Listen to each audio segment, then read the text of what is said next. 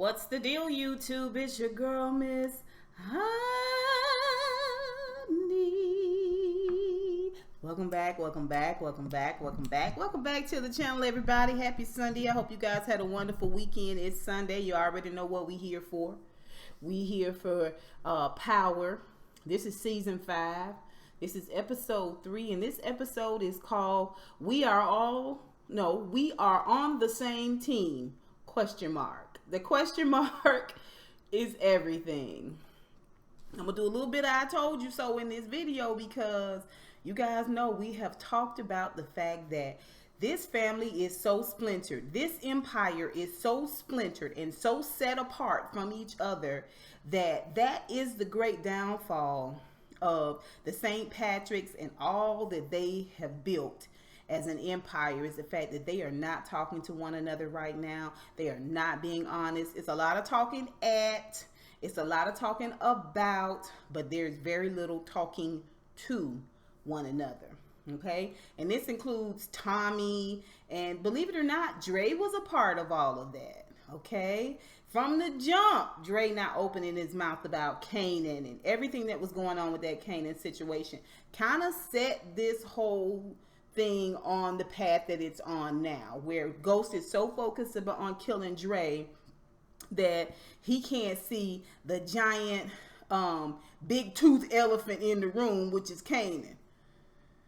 But I digress.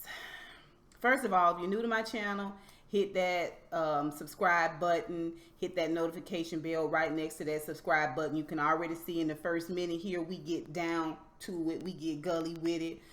We don't go scene by scene, but we do talk about the important, the meatiness, we get down to the marrow, the middle of these bones, okay, that's flying out of people's mouths and out of their closets and everything else. We get down to the marrow of it and we talk about it here. If you are already a member of my tribe, you already know what to do. Go ahead and hit those thumbs up. Let's see if we can get 100 likes on this video. I'm getting more than 100 views. I would love to see at least minimum 100 likes on this video. So you guys do whatever you can to help me make that happen. I would definitely appreciate it. And don't forget to talk about it below. We talk about it all over YouTube. If you guys watch Mike B, For It's Rocks, Ashley's videos, even Bondi Blue, y'all see me in and out of the comments, and we talk about this thing. My Twisted Life also does power as well. Please don't forget her perspective is everything. Okay, so let's go ahead and talk about this episode. We're on the same page, like, right? Okay, I've got my I told you so's out of the way. I've told you guys that the Achilles heel of this empire, of this entire family dynamic, is the fact that they don't communicate. And we're gonna see Tasha began to communicate here, and it seems to have some changes, and we're gonna see even more secrecy, doubling down on all the secrecy and not talking about things, continue to erode this family, and everything that Ghost has worked so hard for is just completely eating away at it. And we're not even gonna talk about the fact that Dre is, I mean, I don't even know how he doing it. I don't even know how Dre is keeping the tip of his nose, like his 2 nostrils, out of the water. He is in so deep. He's in the deepest part of the ocean, and this shark swimming around under his feet. Like, he got one arm tied behind his back. Like, he is in a mess. Okay, it's gonna be bad for Dre. It's gonna be real bad for Dre, unless he does the one thing that he must do in order to be saved. I know everybody looking for Dre to die this season. Dre gotta go, but I'm not so sure that they're gonna let Dre go like that. I'm just not so sure about it, and I'm gonna tell you why. Okay, so let's get into this thing. Y'all know we go character by character, except this episode, of my review, we are going to put Tasha and Tariq together. We also going to separate Dre and Tommy and James from what's going on with Angela, Tasha, Tariq,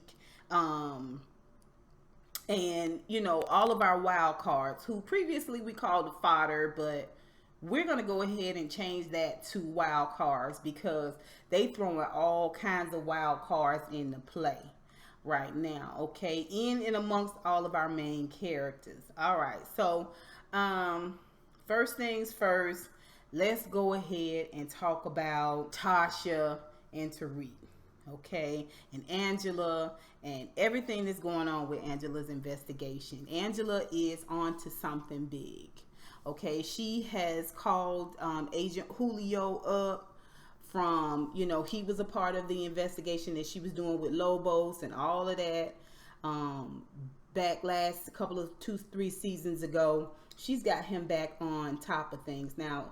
I'm not sure if he is DEA or what exactly is his role, but I know he's an agent. And she brings him in on this Jimenez situation.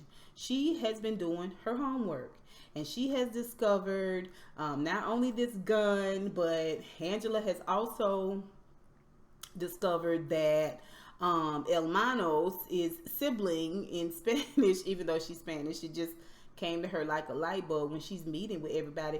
First things first, she talked to Tamika, but Angela has gotten, like I said, everybody's looking at her. I said this last review, everybody's side-eyeing her. Don't nobody trust her.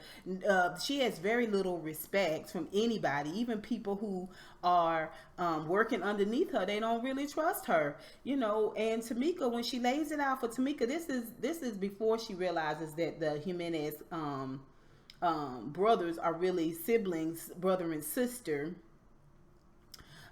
She's trying to sell Tamika on it, but Tamika has no respect, and she has a huge distrust factor going on with Angela. So she knows Angela got a lot to prove, especially after she cut the monkey last season and made herself look dumb, and her whole department look dumb, even though they gave her this role as AUSA Angela Valdez. She don't trust her. And she tells her to pump her brakes on the whole Jimenez thing. Let's get a little bit more and then we'll move out. But what we know for sure is, running with Lobos, we know for sure that he always Lobos always kept an ace in the hole. He had somebody working from the inside. Y'all know Lobos was a little touch too, but the Jimenez is not far off from that. All right. So we don't really know who to trust. We just know that Tamika is justified for looking at Angela sideways, because she know that she can't necessarily be trusted. You got to keep a good eye on her. Later on, when she's talking with the group and she's telling them, she's discovering that there's brother and sister sibling. They're here in the U.S. We don't have to worry about this extradition stuff. Let's go bust this thing wide open. Let's go and get these warrants. At the same time, she got IA Blanca breathing down her neck. Now, she's another one of our wild cards. She's put it all together. See what I'm saying? She, not everything together, like knitted and tied neat with a bow, but she's seeing a common thread here is everywhere she go, she finding Angela's name has been dropped. Angela has already been there. Angela already knows the connection between Raina and Ray Ray. Angela was at not only Ray Ray's flop house, but at his apartment. Like, your name is on a lot of shit, Angela. What's up? What's going on? What's the connection? And Angela quite smartly ties it all to her investigation with the Jimenez and finds a way to send her office, because she's a federal agency, down to IA Blanca's office to collect all the evidence and shut her investigation down, or so she thinks, by saying we can't talk about it because it's a part of a larger federal investigation. And she's really just slowing IA Blanca down. She's not going to stop her, and she knows that. She knows as much when she calls Tasha on the phone and they meet up for a sister wives meeting, which they was laughing and kikiing and cooing together. You know what I mean? Like, they was having a moment there because they both under it. They both lovers, ex-lovers of James. And she tells her, she says, this is not going to stop her, but I can do what I can to slow it down. But if this thing goes any further, we're going to have to bring Jamie in. And Tasha is like, no. Ghosts can only make things worse. See, this is the juxtaposition. She's still seeing James, Angela is still seeing James as Jamie. And Tasha is full on aware of the fact that he is ghost. Y'all know I'm in the middle with James. But later on, after she has met with Agent Julio and talked with him and brought him in on the case, later on in the hallway, she meets a man. They, kind of collide a little bit, and he says, aren't you Angela, blah, blah, blah. And she's like, yeah, who are you? And he was like, oh, yeah, I talked to Agent Julio about the yada, yada, yada, and the blah, blah, blah. And I'm just here to see whatever I can do to help. Now, you was in the Lobos situation. You found out that the guy who was over your entire department was actually working for Lobos. So the fact that you take a card from this man and sweet talk from this man and dinner from this man and then later dick from this man, and you don't look into it no further, just seems ridiculous. You just assume because he's got a nice car and a nice suit, and he's a handsome man, he was a good looking fella, beautiful smile and nice curly hair, then he must be bona fide. He must be legit. So why not let him in on a little bit of information about what I got going on, and also let him into my honeypot? Like, why not? You know what I'm saying? Like, why blow up my spot because we both got caught? Like, it's just stupid. It's dumb. It's ridiculous. And it just goes to, this is what people think about women, especially women in power, that they can easily be wooed and swayed. And I mean, I guess she ain't necessarily proving that theory wrong, necessarily. But we can look forward to this new guy being a problem, being a serious problem. He is probably more than likely in with the Jimenez Cartel. And I promise you, whatever Angela is trying to do with the Jimenez Cartel is going to bite her in the butt. It is going to bring her life to the brink of being over. And I promise you, the person that is going to jump in and rescue Angela is probably going to have to be James, even though she ignoring his phone calls left and right. Okay, so let's roll that over to Tasha and Tariq. Tasha and Tariq.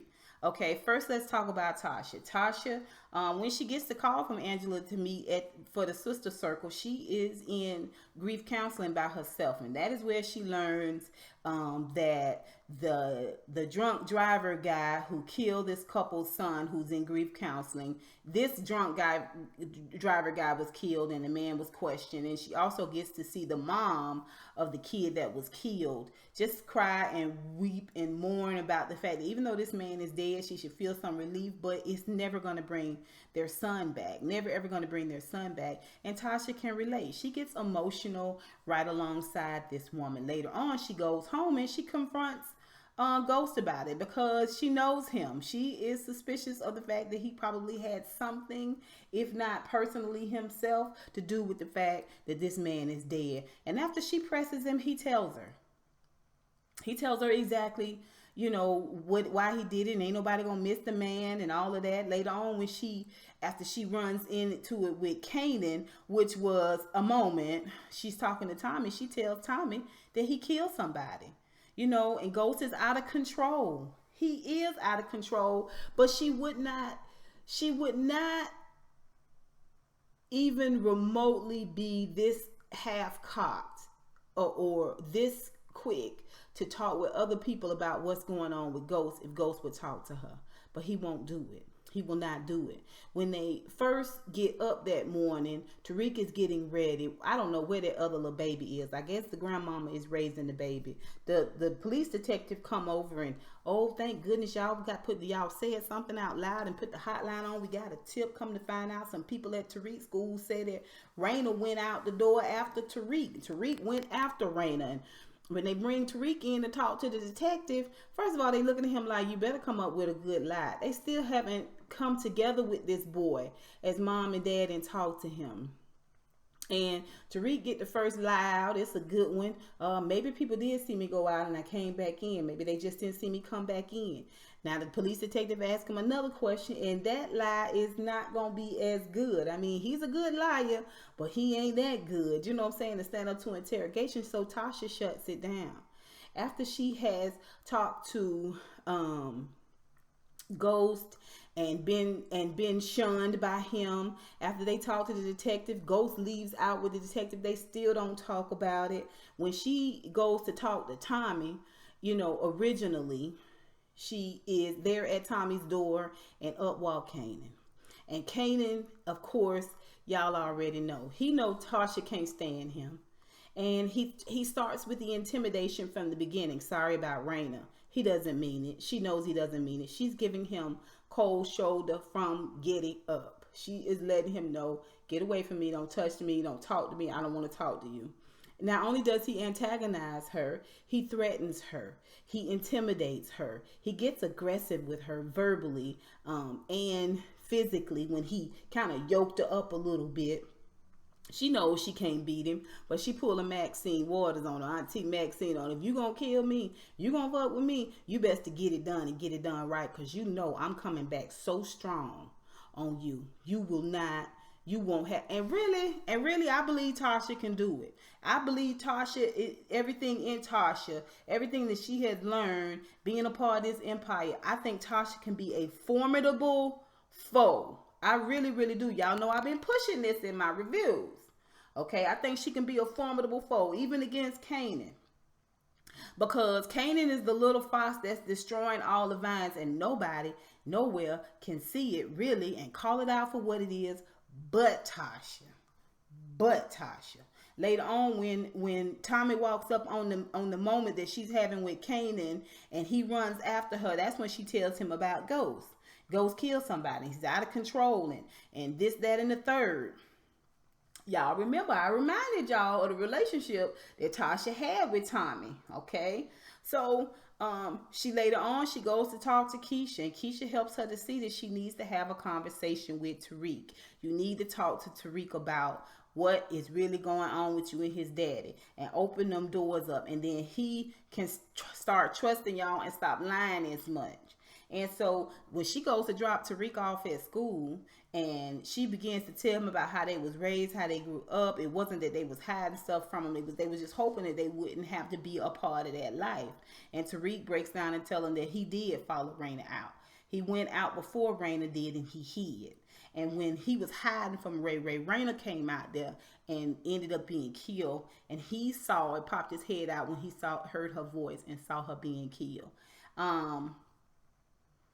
First time we get to see tears from Tariq.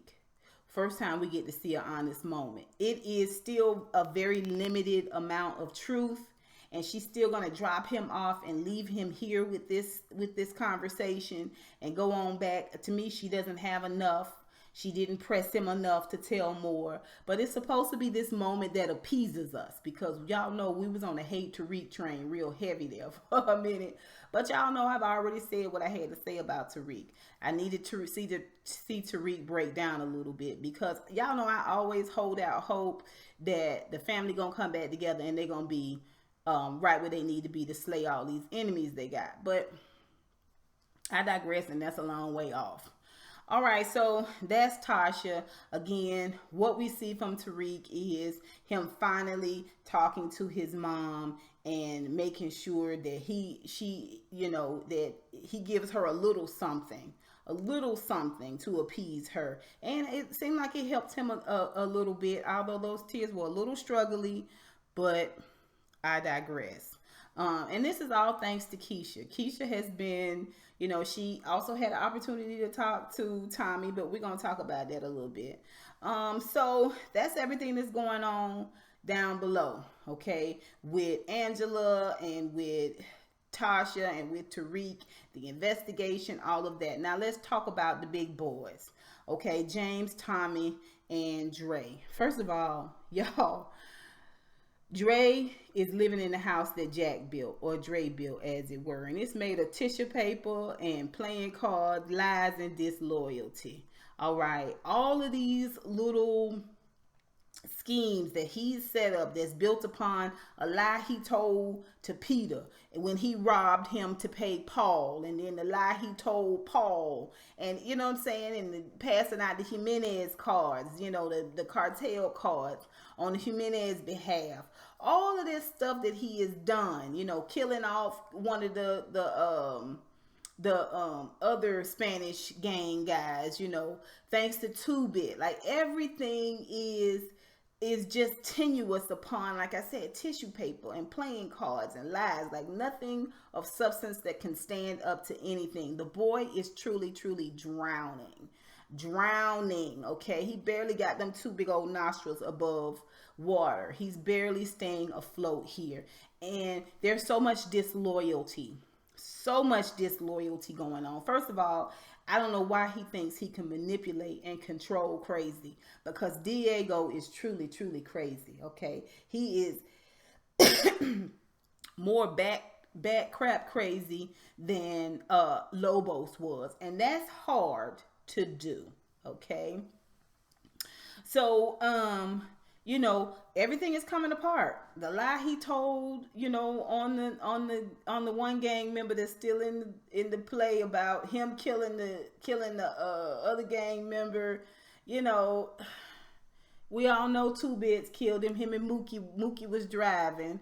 We all know that, you know, he sort of tricked the guy. This is what I'm saying about he's using a lot of trickery. The thing of it is, he has no ties. Dre, he don't have no tenure in the game. He don't have anybody he can trust beyond trust. You know what I'm saying? He hasn't built any true loyalties with anybody other than Cristobal. And that was waning, but now that he's made Cristobal his number 2, I'm going to do some more international things. I'm going to leave Cristobal here to juggle all the bull crap I've put together. It's a mess when Diego drops right in the middle of it and just kind of blows it up with his own special kind of crazy. Forces the guy to kill 3 other guys in his group. He got 2-Bits and Mookie there looking crazy because they feel like, stupidly, by the way, I thought we was going to get credit for the kill. No, you don't want this kill on you. You don't want this kill nowhere near you. But they feeling sort of salty about it. And like I said, Kanan is the little fox that's destroying all the vines. Meanwhile, he has seen 2-Bit and Dre get into an altercation after 2-Bit killed a gang member, right? Against Dre's will. He just standing alongside of the building, up walks 2-Bit, and 2-Bit's like, hey, how you doing, man? How's it going? And he just puts all the salt he can, Kanan does, into Dre's game. He puts a bug in 2-Bit's ear. He builds distrust. This happened in a matter of minutes. Builds this distrust and side eye action from 2-Bits towards Dre. He indicates, you know, where he hides the bodies though, right? You already know. I could take you over there and show you the body of this guy that he killed. He just killed him for no reason. It was ridiculous. But you know where all the bodies hid. He puts a bug in his ear about where Dre hides the bodies, and sends him off after he collects all the information he can about Cristobal and the money and the game and all of this stuff. Sends him on off to do his dirty work inside Dre's organization. See, everybody got an inside man right now except for Dre, obviously, and James. But we gonna talk about that again. Dre is a man who stands alone on top of a castle made of smoke and mirrors and lies and playing cards, and just everything is dependent upon somebody else not necessarily talking to somebody else. Like, it's a mess. It's falling apart. He is losing control. It won't be long now. But again, everybody thinks that Dre's going to be killed. I think Dre can save himself. I think he can save himself if he were to sit down and talk to James and tell him from the giddy up what is going on. He might still end up dead, but it ain't nothing compared to what Diego is gonna do to him. I would take my chances with James before I did with Diego Jimenez. But I digress. We're gonna talk about timing. Daddy's home. Okay. Everything that's going on, he got to get extra money for Jason. He got to get extra money to go to Vince and the Italians. And now his daddy's calling him, telling him he getting out of jail. His mama's showing up. He wondering why his daddy getting out of jail. What's going on with me and my daddy? Now listen, let me ask y'all a quick question. I got two questions. One, can Dre speak Spanish? Can Dre speak Spanish? I think so, right? Two, did Tommy tell James about Teresi being his father? I thought that he did. I really thought that he did. James being his best friend in or out of the game, and the fact that he is not trusting James with the conversation about his father.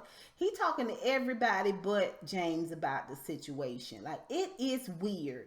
James and Tasha, he not bringing them in. He bring Keisha in on the story about his father before he bring Tasha in on the story about his father. And he doesn't seem like he's talking to James about his daddy at all. But you talking to Kanan about it. Like, it's like, are we on the same team? Are we? You know what I'm saying? All these lies, half lies, weak lies, deceit, lies that aren't being investigated. They aren't being vetted out. None of that. Like,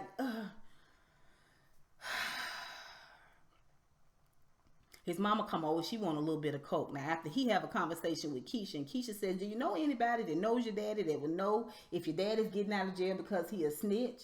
Like, the snitch game don't really stand up because his daddy been in jail for years and haven't snitched yet. One, two, he wouldn't just be released out into the open if he was working for the feds. The feds would put him in WITSEC, right? He's talking to Proctor about it, and Proctor's trying to tell him, nah, it seems like it's legit, that they letting him out and all of this stuff. He don't really trust his daddy, and his mama say, you smarter than this. Keep your eyes open. Your daddy is the devil. Okay? Now, we already know she got her own set of horns and pitchfork and all of that. But y'all remember, she was definitely afraid to tell Tommy about his daddy. She did not want him to know about his daddy because she truly does believe his daddy is evil incarnate. And I got a sneaky suspicion that Connie and the Italians come before Tommy.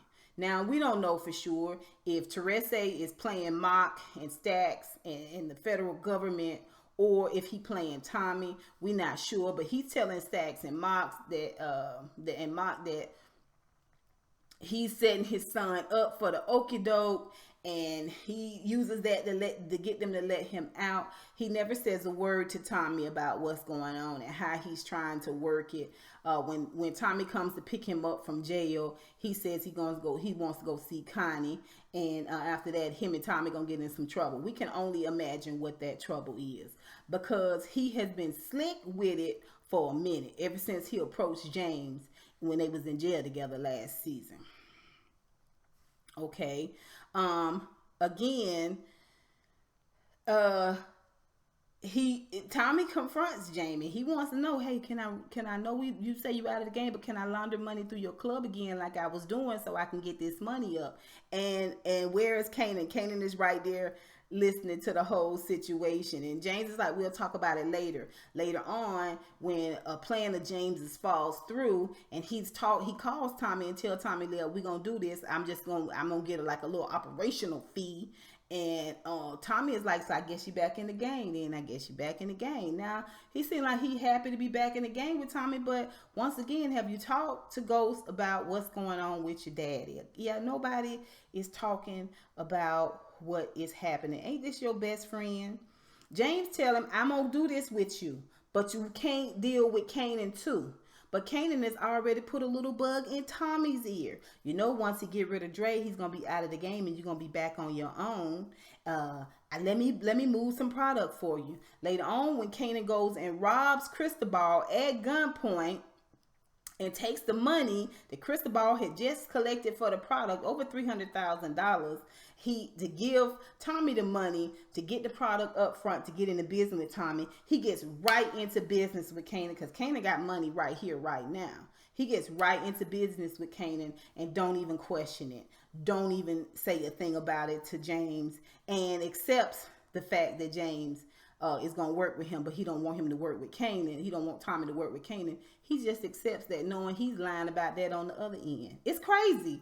It is crazy. It is crazy. These are the, I'm saying, the best way to get out of a hole is to stop digging. Everybody we seeing in this episode for this season is a digger. They are digging. And that includes James. Let's go ahead and knock James out, okay?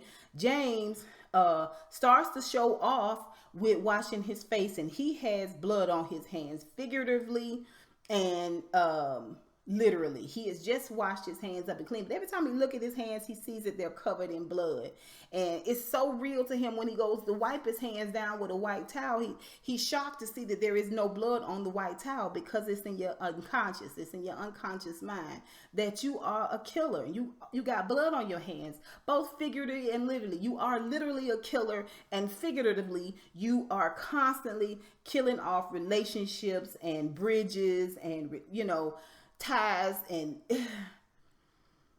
it's crazy. It is so infuriating to see how poorly James treats Tasha this season. Like, I really, really want to see her rise up in a strong way to show herself to be a formidable foe, not just against the enemies that are coming against her family, but against goddamn James. Just making him realize, you know what I'm saying? I ain't no woody woo. Okay, I ain't no woody woody. I've been your ride or die since day one. Okay, but I digress. And the fact that he refuses to talk to Tariq. Even after he washes his face, gets himself together, gets a call, realizes the detective is downstairs. The detective comes up, and he just stands there and looks at Tariq like, Tariq, what you gonna tell the people? So y'all ain't went over this with Tariq. Y'all ain't sat down together and talked with Tariq. Like, it's complete and utter bullshit, in my opinion.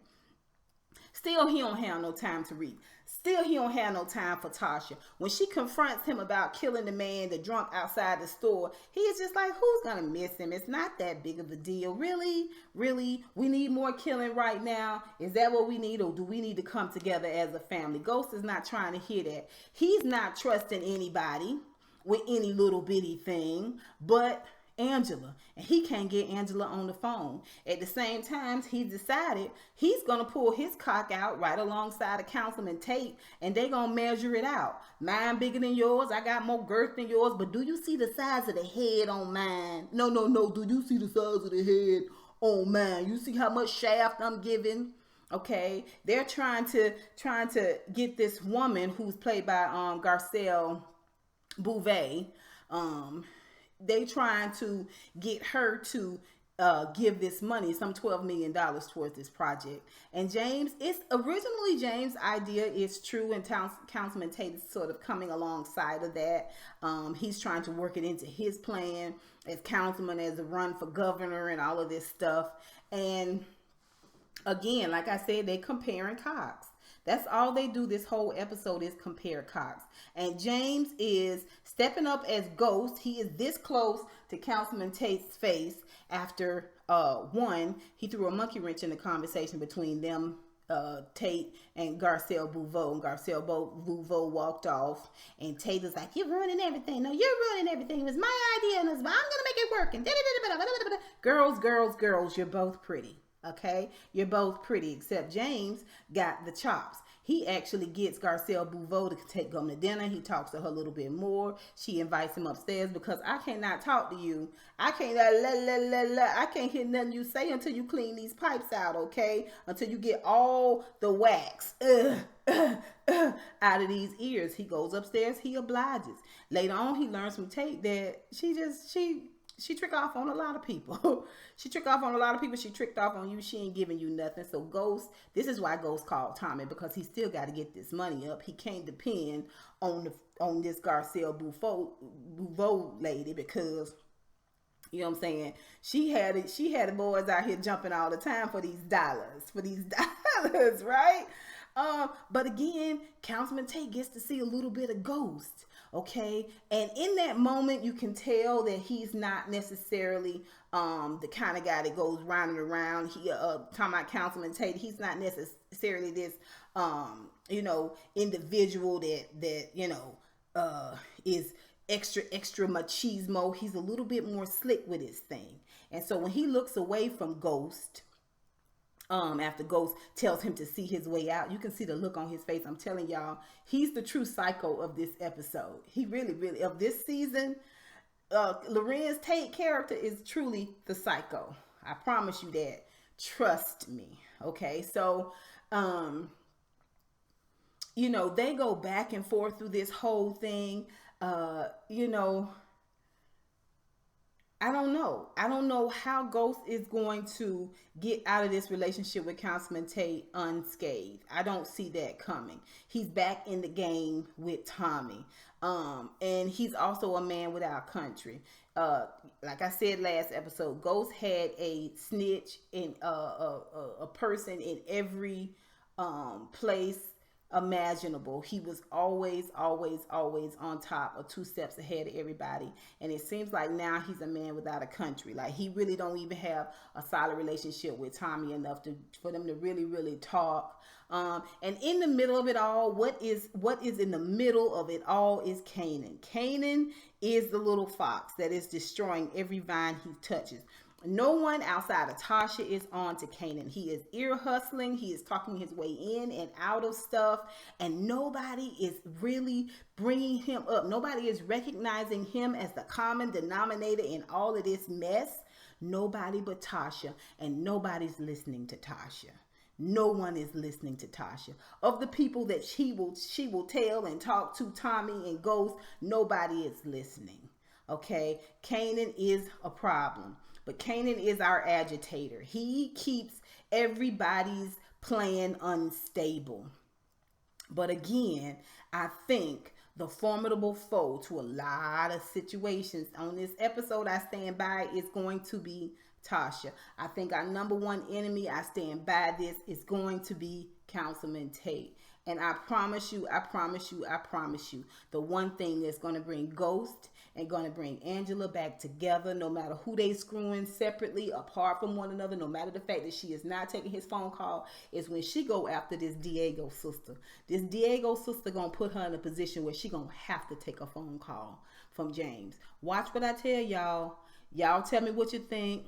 Put it down below. What do you think about our wild cards? Huh? What do you think about wild cards? Keisha's one of our wild cards. She's the only one that's really talking to everybody here and there. She's giving out solid advice to everybody. She's appearing to be the kind spirit in this whole thing. She's appearing to be Switzerland.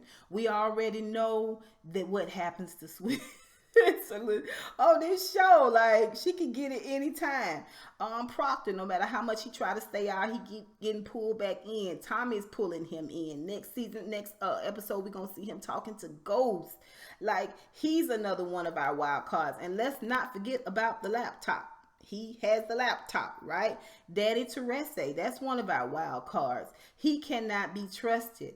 His Tommy's mama, who is one of the most untrustworthy people, we have to trust her on this. This is one of the things that she is adamant about, the fact that Daddy Teresi cannot be trusted. He's one of our wild cards. And IA Blanca is going to bring it all back in for Angela. She's going to be a major issue for Angela on the work side of things. But we're going to see what happens. You guys tell me what you think. Put it down below. Did I miss anything? How did you guys feel about this episode? I'd love to hear your comments. Until next time, honeybees. Mwah, mwah, mwah.